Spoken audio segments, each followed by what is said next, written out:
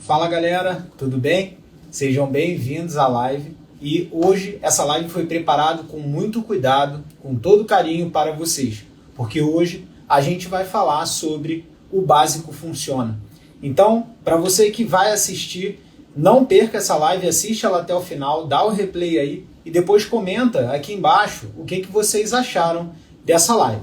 Mas agora é hora de dar atenção a todos os presentes na live de hoje que vão entrar comigo aqui ao vivo no Instagram. Bom, essa live para mim é uma grande live porque ela vai trazer muitos conceitos básicos para vocês que fazem vocês refletirem sobre inúmeras coisas que acontecem ao longo do dia a dia, ao longo da sua formação, ao longo da sua intervenção profissional, que fazem com que vocês modifiquem por completo a intervenção que vocês têm. Bom, de qualquer forma, antes da gente dar início a essa temática da grande live, sobre o conceito básico e a importância do básico para as intervenções no complexo, eu quero que vocês entendam que sim, o básico funciona. Evitem esses discursos de que o básico não funciona, de que o básico foi deixado para trás, onde na verdade, quando a gente entende o conceito de básico, a gente entende que para que o complexo exista, é necessário que as intervenções básicas, que os estudos básicos, que as ciências básicas, que os conceitos básicos sejam retomados. Antes de mais nada, eu quero pedir aqui a vocês, convidar vocês a fazer o seguinte. Aqui no cantinho vocês vão ver um aviãozinho. Nesse avião, toquem nesse avião e vai aparecer uma lista de amigos. Façam o seguinte, então. Nessa lista de amigos, compartilhe com pelo menos 3 pessoas, para que mais pessoas assistam essa live e que esse conhecimento seja passado adiante. E quem compartilhar, clica aí, fala aí, coloca aí, compartilhei, que eu vou ver aqui quantas pessoas compartilharam. Eu estou acompanhando vocês por um outro computador, justamente para poder filmar com a melhor resolução da câmera. Então, quem compartilhou aí, só dá um aceno, avisa aí, compartilhei, compartilhado. Fala, Daniel, bom ver você aqui, meu irmão. Que bom ver sempre você aí na corrida junto com o Davi. Davi começou correndo com as minhas primeiras aulas de personal. Eu lembro na época que eu treinava ele lá em Nilópolis. Muito legal. Muito obrigado por ter compartilhado aí, Matheus. Prazerzaço ver você aí, Leandro. Um grande prazer ver você aí também. Matheus Ferreira e todo mundo, Tami, obrigado a todos que estão compartilhando aí. É um enorme prazer estar com vocês aqui na live e poder participar de maneira ativa, porque vocês são parte desse processo de criação que aqui está sendo criado, que aqui está sendo levado. Bom, então vamos ao que interessa, vamos ao conteúdo em si. E a primeira coisa que eu gostaria de que vocês levassem em consideração é o conceito da palavra básico. O conceito da palavra básico não é um conceito muito bem definido. Embora haja algumas divergências, a palavra básico vem do termo base, que vem do latim basis, que está relacionado à fundação, alicerce, do grego basis, o pedestal para um próximo passo. Por que é importante falar desse conceito? Porque esse conceito básico da palavra, essa etimologia da palavra, ela nos remete aos sinônimos que estão relacionados a essa palavra. Então, dentro desse sinônimo, qual seria o sinônimo do termo básico? O sinônimo do básico é aquilo que é essencial, aquilo que é fundamental, aquilo que é basilar ou simples. Então, a gente pode levar em consideração 2 questões quando se fala desse conceito básico, né? Aquilo que é simples e aquilo que é base.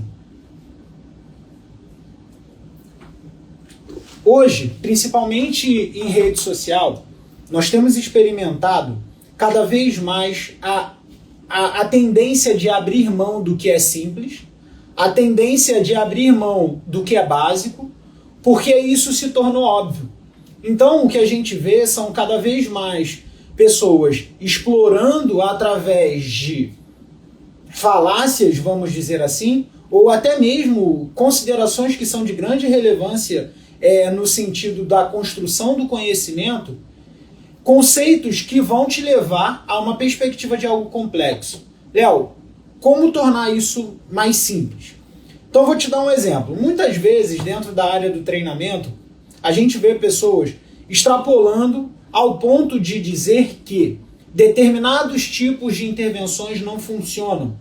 Por exemplo, treinamento aeróbio moderado não funciona ou não é importante para a manutenção da saúde, da sobrevida, para a redução de gordura corporal. Sim, isso já foi falado, por mais absurdo que pareça. Inclusive, já se foi dito que o treinamento aeróbio, por exemplo, ele atuava numa perspectiva de engorda, gerando uma compensação ao ponto do indivíduo aumentar a concentração de gordura corporal. Então, reparem, algo que para nós é óbvio e que a literatura científica já suporta de que o treinamento aeróbio é fundamental na promoção da saúde, na oxidação de gordura, nós começamos a perceber que, por querer reinventar aquilo que é simples e aquilo que é base de construção, esse conceito se torna deturpado. Quando a gente pensa ainda sobre o significado da palavra base, e é isso aqui que eu quero que vocês se atentem, o significado da palavra base é aquilo que se utiliza como suporte, como sustentação. Então eu vou dar um exemplo, tá? Eu sou péssimo desenhando, mas eu juro que eu vou tentar desenhar o melhor que eu posso. Se eu tenho que construir uma casa, então aqui a gente coloca aqui a palavra casa, por onde essa casa ela começa a ser construída? Vocês acreditam que essa casa vai ser construída pelo teto ou por sua fundação, por sua base? Pela área por onde você funda os alicerces para que essa casa venha a ser construída e então modelada, vamos dizer assim, moldada nas perspectivas arquitetônicas, vamos dizer assim, de uma forma um pouco mais apurada. O que vocês acham? Começo pelo teto ou começo pelo solo, criando uma boa base de fundação? Vou deixar para vocês responderem e, com base na resposta que vocês derem, a gente segue o entendimento sobre essa perspectiva de palavra base, sobre os conceitos básicos e a sua real importância na construção do conhecimento. Vamos lá. Eu estou aqui olhando um pouco todos os comentários que vocês mandam através do computador. Então, me digam vocês, pela base ou pelo teto?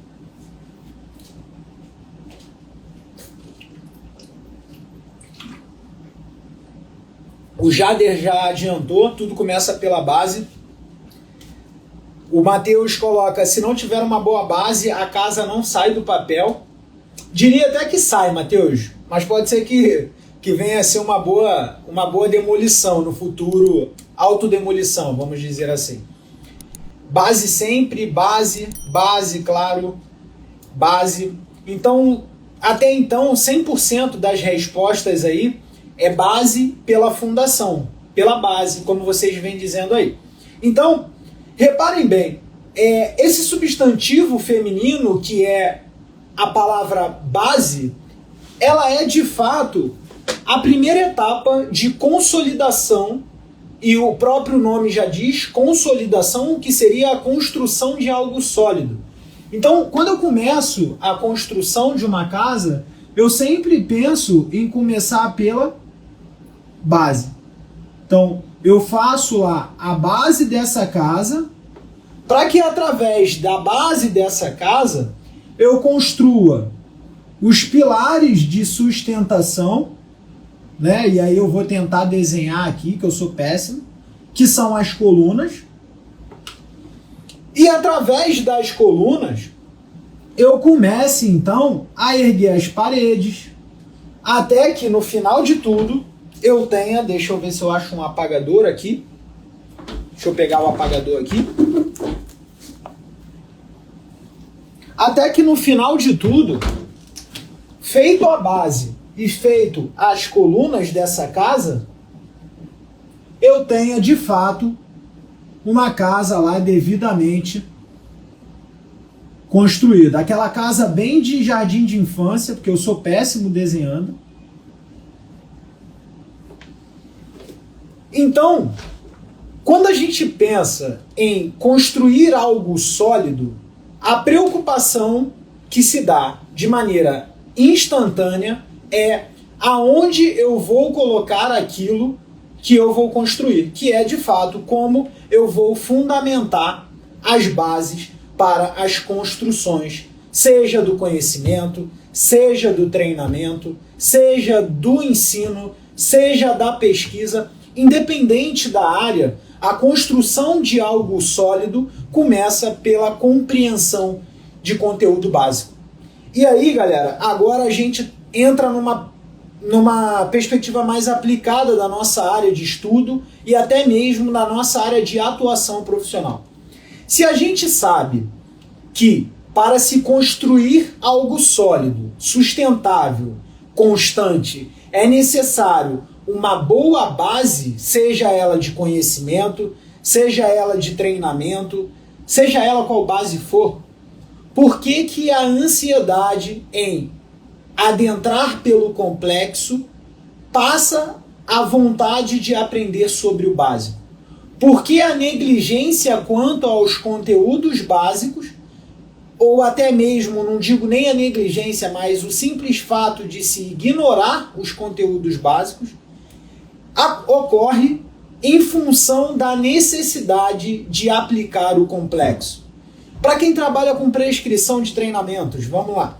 Por que você coloca o indivíduo para fazer um overhead squat, por exemplo, que é agachar com a barra sobre a cabeça, se esse indivíduo ele sequer sabe sentar e levantar de uma cadeira? Vocês já pararam para pensar sobre isso? Por que buscar ferramentas de análises biomecânicas, que nem é minha área de pesquisa, mas eu estou dando um exemplo aqui, se você simplesmente não consegue olhar para o movimento e identificar dentro daquele movimento os detalhes que a olho nu podem ser identificados? Outro exemplo, agora mais voltado para a fisiologia do exercício. Muitas pessoas, principalmente que fazem treinamento aeróbio, por exemplo, se preocupam em identificar em entender qual é a melhor intensidade para se treinar ou para se fazer o treinamento aeróbio. Mas já se perguntaram como que o treinamento aeróbio pode ser ajustado para diferentes intensidades? Qual é o momento que o indivíduo tem que fazer o contínuo? Qual é o momento que o indivíduo tem que fazer HIIT? Qual é o momento que esse indivíduo tem que fazer um intervalado mais curto ou um intervalado mais longo? Por muitas das vezes, esses tipos de perguntas entram naquela velha história. Ah, mas a fisiologia é complicada e por isso é melhor eu entender o método. Qual método eu vou aplicar? Reparem bem, isso vai ser até o tema da live de quarta-feira, e não percam, quarta-feira eu vou falar sobre métodos e resultados.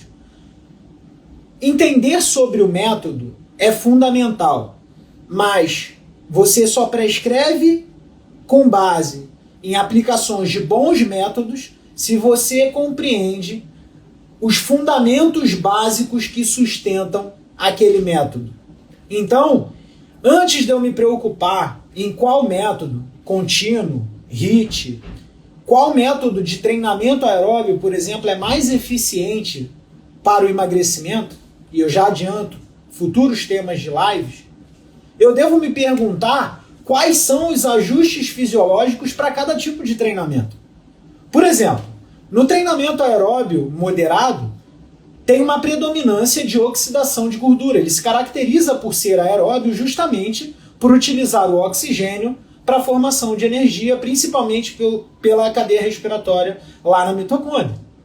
No treinamento de alta intensidade, por mais que o estímulo seja determinantemente, ou seja, o que determina a velocidade do tiro, anaeróbio, ele necessita do sistema aeróbio. E por muitas vezes o que a gente vê são pessoas, o treinamento HIIT é muito melhor que o aeróbio, ou o treinamento HIIT deve ser separado, presta e o aeróbio não presta. E a falta desse entendimento básico faz mais uma vez com que a gente reproduza esses tipos de informação e ao invés de nós, como profissionais da área da saúde, como professores, que somos responsáveis pelo ensino não só do movimento, mas pelo ensino cultural do exercício, por facilitar a prática do treinamento, a gente cada vez mais restringe que tipo de treinamento alguém tem que fazer se alguém quer algum tipo de resultado. Mas cá entre nós, se você quer gerar algum tipo de resultado, seja ele durante o exercício, por intermédio do exercício, pela mudança do comportamento, ou até mesmo pela melhora da saúde do seu aluno, é necessário compreender mecanismos básicos. Isso é fundamental de falar, porque quando a gente olha para a necessidade de se compreender esse básico, a gente se pergunta, então, em quais contextos entender sobre o básico funciona? Aonde isso se aplica? Na educação física, vamos lá. A gente se preocupa muito em saber se treinamento de força é melhor que treinamento funcional. Certo ou errado? Não é isso que a gente ouve por aí? Inclusive, quem acompanhou meus stories hoje deve ter visto que houve uma pergunta sobre o que é melhor para o emagrecimento, treinamento de força ou treinamento funcional. Alguém viu isso no meu stories? Vocês já ouviram esse tipo de pergunta dos seus alunos?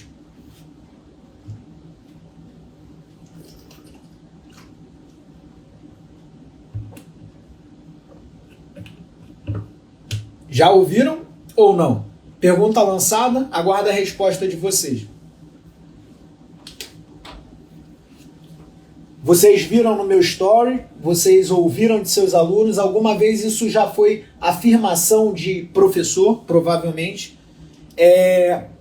Aqui a Daiane falando aqui, acompanhei sua resposta e super concordo, fico feliz. Que bom, Daiane. Daiane. Andrigo diz várias vezes, então reparem, vocês já observaram isso? E quando essa pergunta ela é lançada por um aluno, tudo bem, porque não é obrigação de nenhum aluno saber o que pra gente pode ser óbvio. Para ele, aquilo ali pode ser um desconhecido, e o nosso papel, mais uma vez, é através do conhecimento básico aplicado e até o complexo aplicado, transformar isso em algo simples para que ele possa compreender. E se a gente lembrar do que aqui estava escrito, o básico se remete ao que é simples. E como você quer simplificar o processo de treinamento do seu aluno se você não é capaz de tornar isso algo básico para ele? Então, voltando a esse tipo de pergunta, fala boa noite.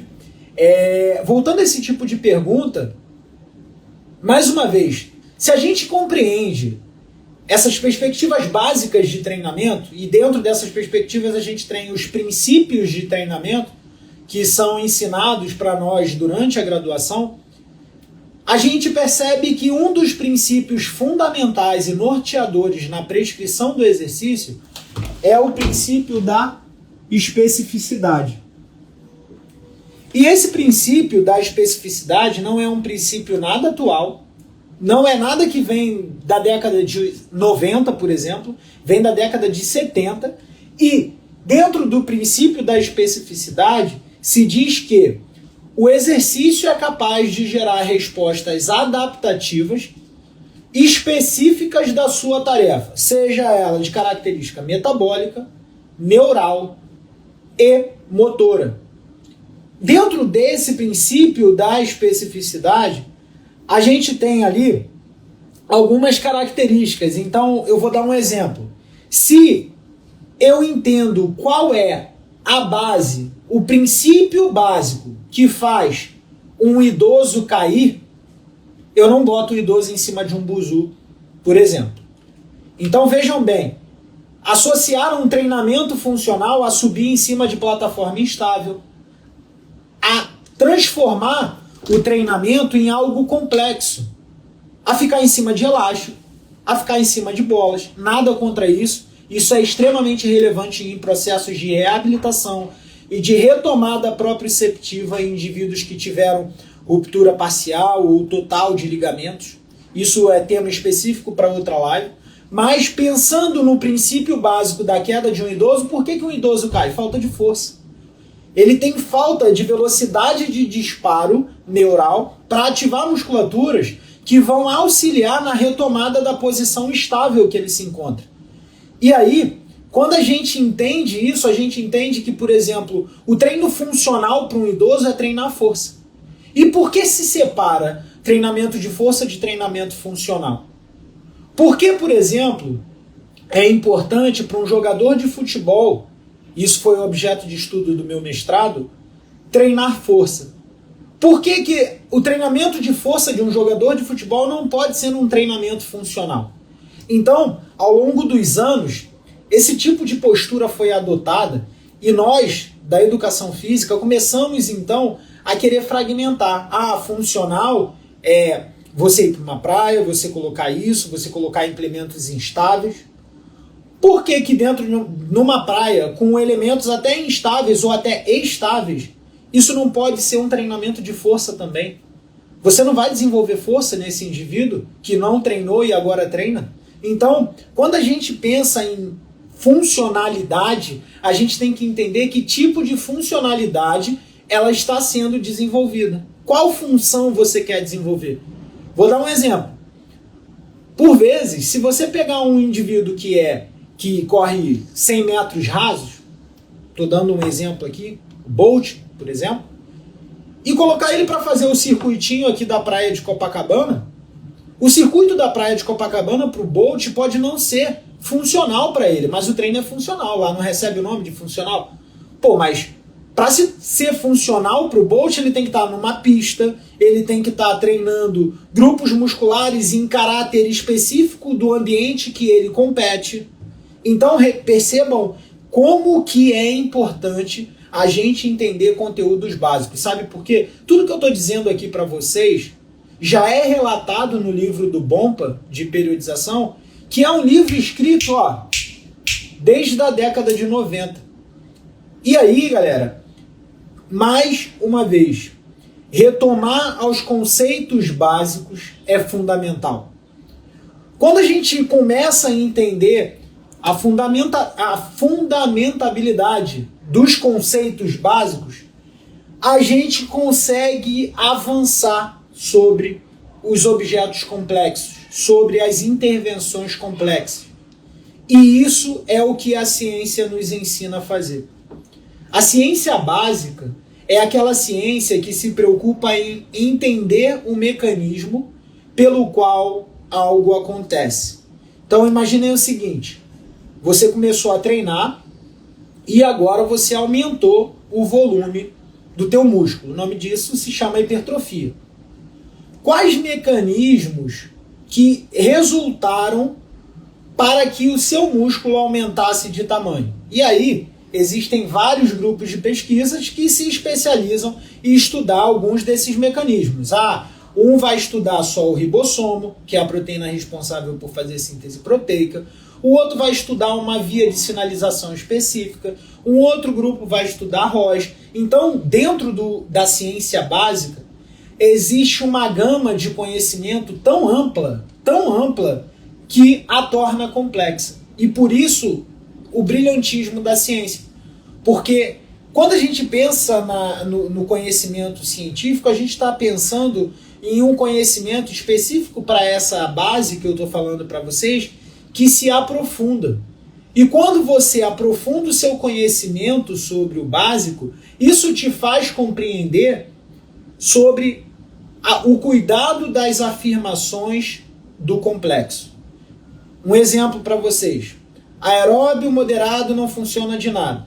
Aí quando você começa a estudar as respostas adaptativas ao treinamento aeróbio nos diferentes órgãos, vou dar um exemplo de um resultado prévio de um estudo meu agora do doutorado. O treinamento aeróbio aumentando a proteção de células do tecido adiposo, trabalhos que mostram proteção de célula do tecido cardíaco, cerebral, aumento de neurogênese, melhora da resposta metabólica e por aí vai. Então, reparem que a compreensão do básico te priva de extrapolar naquilo que é complexo. A compreensão do básico te faz avançar de maneira mais prudente e de maneira mais correta, mais coerente sobre as suas intervenções. Se eu entendo, por exemplo, quais são as respostas metabólicas a um determinado treinamento, isso é só um exemplo à parte que eu estou dando aqui, eu consigo entender em qual momento esse treinamento ele vai se aplicar. Então reparem, vou dar um exemplo aqui bem simples para que todos vocês possam entender. Muita gente fala que treinamento HIIT salva e que o treinamento aeróbio moderado, contínuo, não presta. Não é isso? Eu estou batendo bastante nessa tecla porque foi objeto de muita falácia ao longo dos anos. Se você pega, por exemplo, você chegou para mim, vou dar um exemplo de alguém aqui na live, o Guilherme, Gui Teles, um abraço, irmão. O Guilherme chegou para mim agora e falou assim, ó, Léo, fui na nutricionista e a nutricionista resolveu, durante esse primeiro período de intervenção, eu fazer aí uma restrição de carboidrato no período da noite e no período da manhã. Eu só como carboidrato durante as minhas refeições da tarde. Beleza, Gui. Que horas você treina? Aí ele chega pra mim e fala assim, pô, Léo, eu treino de manhã e eu treino em jejum porque a hora que eu acordo não dá tempo de comer. Então reparem, ele tá num período que ele vem da noite, então, mais uma vez aqui, ó, noite. Aqui é o período de treino e aqui é o período de carbo. Noite, treino, carbo. A glicemia dele, vindo do período da noite, por estar consumindo menos carboidrato, a glicemia dele tende a baixar. E os estoques tendem a ser degradados, por exemplo, o glicogênio, para que haja a manutenção da homeostase glicêmica. Se eu não compreendo que durante o período de treino os estoques dele diminuíram e a glicemia dele tende a estar mais baixa, e durante o treino eu resolvo, ó Gui, agora você vai treinar em altíssima intensidade, vamos botar intensidade porque só o HIIT presta. Se a gente sabe que a matriz energética determinante do treinamento aeróbio, do treinamento HIIT, é a glicose, e os níveis de glicose estão mais baixos, e as reservas também estão mais baixas, o que pode acontecer com a glicemia do Gui nesse momento? Durante o treino ele pode ter uma queda abrupta da glicose, ele pode ter uma síncope ou um desmaio durante o exercício, ou simplesmente, durante esse treino aqui, o que era para o desempenho dele fazer isso, o desempenho dele começa a cair. E aí, por não entender essa resposta metabólica baseada na manipulação dietética da nutricionista sobre ele, o que começa a acontecer nessa situação? Toda vez que eu prescrevo um treinamento, então aqui é linha de performance, aqui é o desempenho, e aqui é o tempo de treino. Então, toda vez que eu prescrevo um treino, o que eu penso, né? O indivíduo está aqui no repouso, e aí aqui é o repouso, e aí ele começou a treinar. Quando ele começa a treinar, a linha de performance dele cai. E aí eu tenho aqui o período de descanso para que ele recupere e a linha de performance dele volte a subir. Então, após a recuperação, ele volte a subir. Mas, se aqui no treinamento eu não entender como que foi a manipulação, por exemplo, da dieta desse cara para prescrever esse exercício, o resultado dele pode ser baixo. Aonde eu estou querendo chegar é, se eu não entendo, por exemplo, metabolismo básico ou a resposta metabólica bioenergética ao treinamento, e acho que só o HIIT funciona, em indivíduos com restrição de carboidrato, esses indivíduos eles vão ter queda do desempenho. Eles tendem a reduzir o desempenho deles durante a atividade.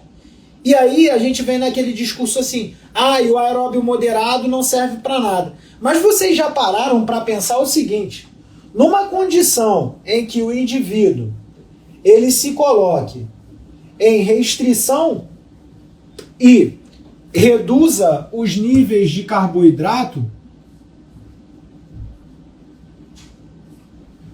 o corpo ele vai aumentar a secreção de catecolamina, que são adrenalina e noradrenalina. E esses hormônios, eles atuam, por exemplo, no tecido adiposo, fazendo lipólise, no músculo, quebrando o glicogênio, e no fígado também.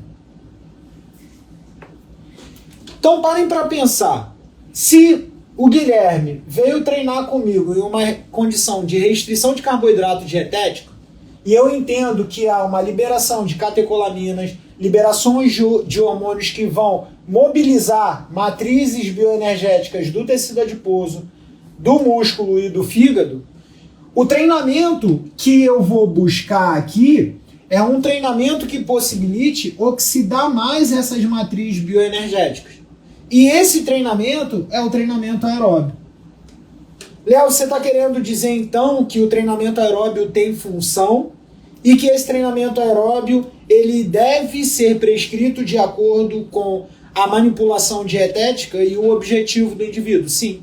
Então, com base nisso, quando eu entendo um pouquinho mais de fisiologia, de bioquímica nutricional, de fisiologia do metabolismo, bioenergética, e consigo trazer isso à luz do treinamento, eu paro de fazer os tipos de afirmações como, por exemplo, o aeróbio não serve para nada. Ou como, por exemplo, só HIIT. Se não for para fazer HIIT ou treinar em intensidade, não vai para academia. Então, esse tipo de afirmação, esses tipos de colocações, são colocações que são construídas em cima de um contexto isolado, por vezes pega-se um estudo científico qualquer que não foi nem rigorosamente controlado ou minimamente controlado e se afirma sobre ele. E aí a pessoa, por afirmar constantemente, constrói um tipo de pensamento enviesado e nós, pela falta do conteúdo básico, deixamos de questionar esses tipos de intervenção. Então, galera, esse tipo de abordagem é uma abordagem que vai ficar sempre na cabeça de vocês a partir de hoje. Eu quero que isso fique na cabeça de vocês. Antes de vocês buscarem algum método, então guardem isso. Não busquem métodos antes de compreender os mecanismos. Não busquem intervir sem entender como você está agindo. Antes de buscar algum método de prescrição, entenda o mecanismo básico ou as bases fisiológicas que compreendem aquele método ou aquele tipo de treinamento ou de intervenção. Beleza? Dentro disso, eu quero convidar vocês para um detalhezinho. Eu fiz essa live, confesso que é a primeira vez que eu estou usando o quadrinho aqui. Eu sou péssimo desenhando. Quem já assistiu aulas minhas aí, alguém aí que está na live, já assistiu algum tipo de aula minha, seja ela pelo Instagram, com algum tipo de compartilhamento de slide, ou alguma aula minha em algum curso. Vocês que estão aí já assistiram algum tipo de aula minha, vocês vão ver que os meus slides, eles são mais bonitos do que minha letra. Então, ao longo desse período aí do Talking Science, eu vou tentar melhorar isso, porque, pelo visto, eu não consigo dar conta de desenhar e de falar, né? O homem é um pouco complicado, só consegue fazer uma coisa e quando consegue fazer bem feito. Então, eu sou um pouco assim. Eu queria convidar vocês agora a duas coisas. E aí é uma atitude que agora depende muito mais de vocês do que de mim. Então, galera, eu quero convidar vocês agora para fazer um print de todo esse esforço que eu estou tentando desenhar aqui, que é o início desse projeto, que é o Talking Science. Então, eu vou deixar aqui, ó, vocês printem, por favor, aí. E dentro, quando você acabar essa live, posta o print aí, me marca e coloca essa hashtag Talking Science. Porque quando vocês colocarem a hashtag Talking Science, olhem com cuidado aqui as letras, e me marcarem, eu vou repostar todos vocês que me marcarem. Então, esse é o momento, marca lá e vai ser muito legal para a gente fazer esse quadro nosso aqui crescer.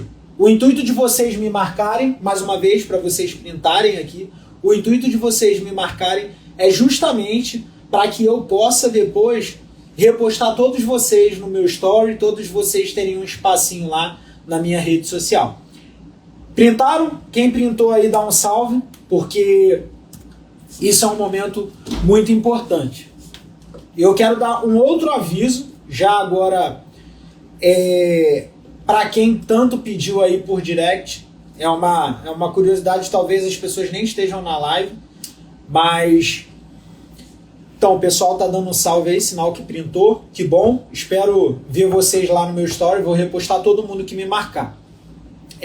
E o outro aviso, galera, que eu quero dar para vocês, e agora é um aviso que depende mais de mim do que de vocês, é um presente. Eu não tinha por intuito deixar essas lives salvas, mas depois de refletir melhor sobre os pedidos, algumas pessoas me pediram para deixar a live salva, falaram que não iam conseguir chegar no horário por conta de trabalho, e eu sei que a gente aqui trabalha até tarde, né? Tem professor que dá aula até 11, meia-noite. Então, a live vai ficar salva, e eu vou deixar essa live salva aí para vocês que assistiram e acharam que foi muito acelerado, assistam com mais cuidado de novo e possam pausar, possam anotar, tá bom? Então, quando acabar a live aqui, eu quero deixar...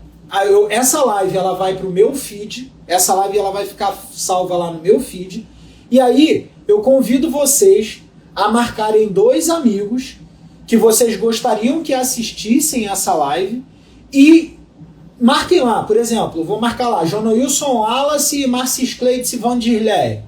Assistam essa live porque o conteúdo dessa live foi muito legal, ou porque entender sobre o básico melhora muito a nossa prescrição no complexo. Então, marquem 2 amigos e falem por que vocês acham que eles devem assistir essa live. Isso é uma forma de fazer o nosso trabalho com relação a essa formação continuada crescer. E agora, galera, eu abro para pergunta e para indicação. Vocês devem estar vendo alguns livrozinhos aqui no fundo. Nem todos esses livros são meus. Alguns deles são da Carol. E dentro desses livros aqui, 2 livros que eu acho muito interessante para a área da educação física, para nós, da educação física e área da saúde em geral, medicina, nutrição, biomedicina, enfermagem, fisioterapia, são os livros voltados para fisiologia, compreensão da bioquímica e biologia molecular da célula. Então, se eu tivesse que tecer aqui uma ordem hierarquizada, bioquímica, biologia molecular da célula e depois fisiologia humana. Esses são alguns tipos de ciências básicas aplicadas principalmente a essa relação biológica, biomolecular do exercício, que faz com que a gente evite alguns tipos de falácias. Teve uma pergunta aqui da Jéssica: tem autor de bioquímica que prefere? Eu estou usando Anita Marzocco na faculdade. Olha, não conheço esse livro, mas o Strayer é um livro que me foi recomendado por um professor de bioquímica e por pessoas que são da área, não só da bioquímica, mas da biomedicina, que já estudam por esse livro, justamente por ser um livro muito didático e um livro também que apresentam figuras que são de fácil compreensão. Não é um livro muito barato, está em torno um novo aí de 300 e pouco, 400 reais, mas vocês acham em sebo tranquilamente, tá? Bom, App Run tá dizendo top, que bom, fico feliz, cara, que bom que tenha gostado. Chayana 7, amei, foi tudo maravilhoso. Que bom, fico feliz, Chayana, obrigado. Confesso para você que tá sendo um quebrar de barreiras aqui. Geralmente eu faço uma live muito com a minha cara aparecendo e eu vomitando ideias, né? Agora o meu objetivo é organizar conteúdo para que vocês entendam de maneira aplicada. Valeu, seus conteúdos são sensacionais. Muito obrigado, Franz. Obrigado, Leandro. Marlon, valeu, cara. Qual o nome do livro? Qual livro que você fala? O de bioquímica? O de bioquímica, se você colocar lá, bioquímica, Strayer, o Strayer se escreve assim, ó.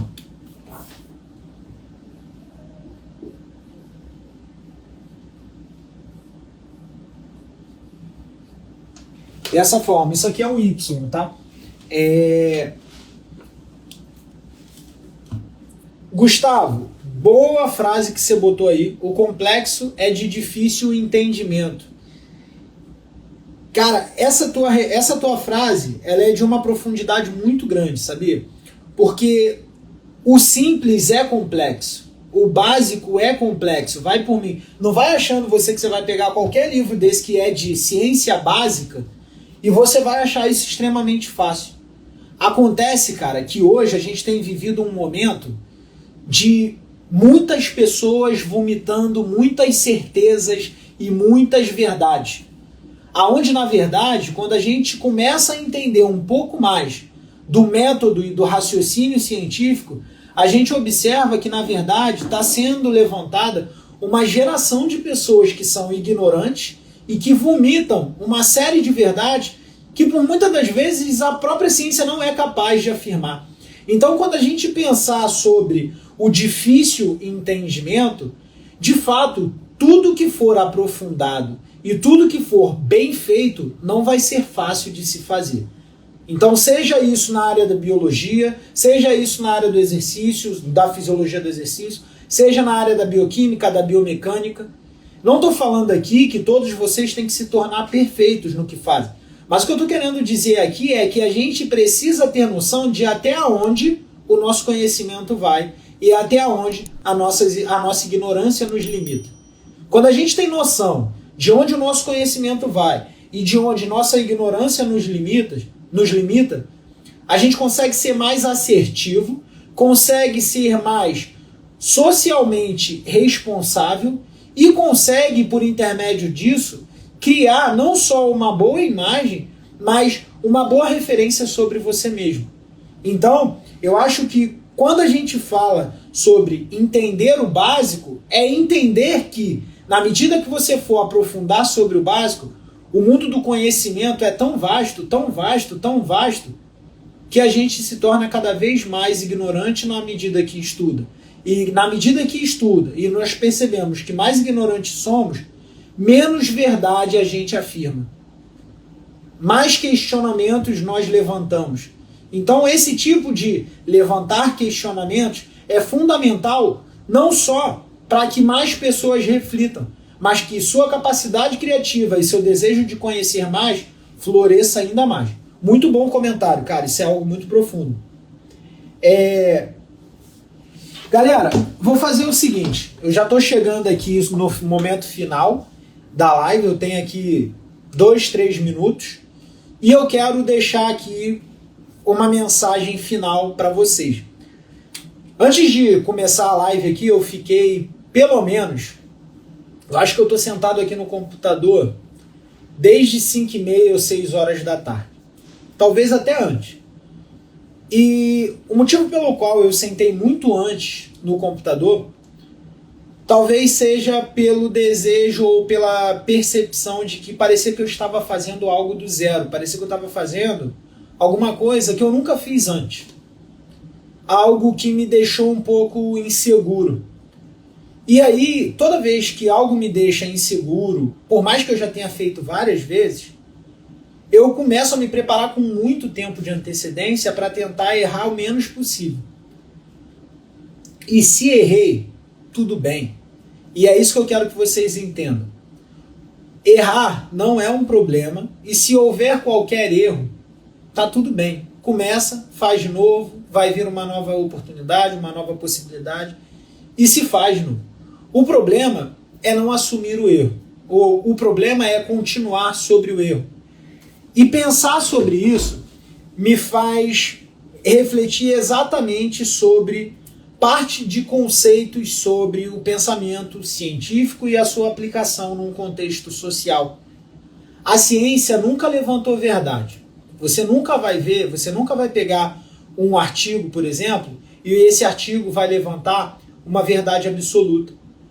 Esse artigo ele vai sugerir o que aqueles resultados eles nos trouxeram como conclusão.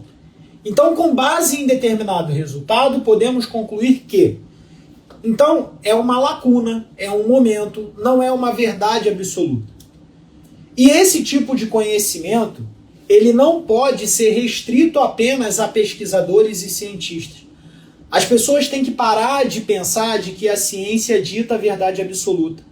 Muito pelo contrário, a ciência levanta questionamentos intermináveis. Essa é a verdade. Então, o levantar de questionamentos intermináveis surge com base nos questionamentos que, por muitas das vezes, se baseiam em hipóteses que não são verdades absolutas. E aí eu quero que vocês reflitam sobre essa frase, que é uma frase de um grande pesquisador, que é o Louis Pasteur.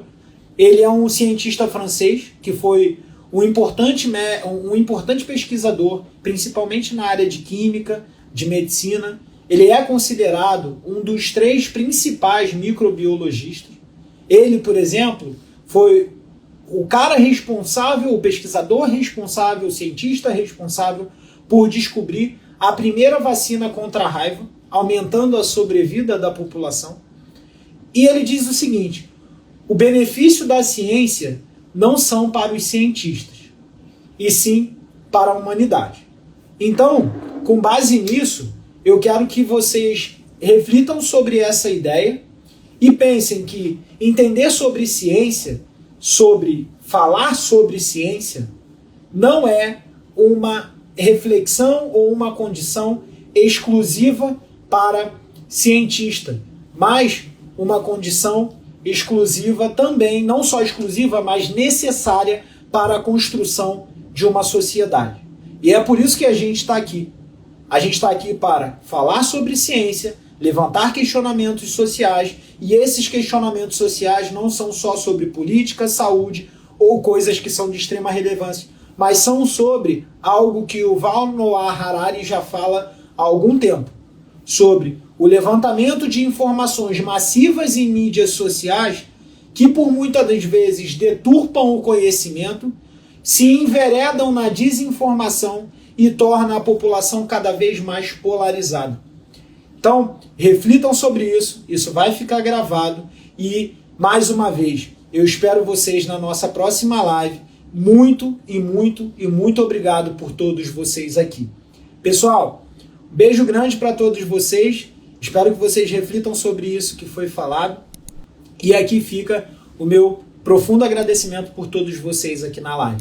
Não esqueçam, essa live vai ficar salva no perfil agora. Então vai lá no perfil agora e comentem o que vocês acharam dessa live.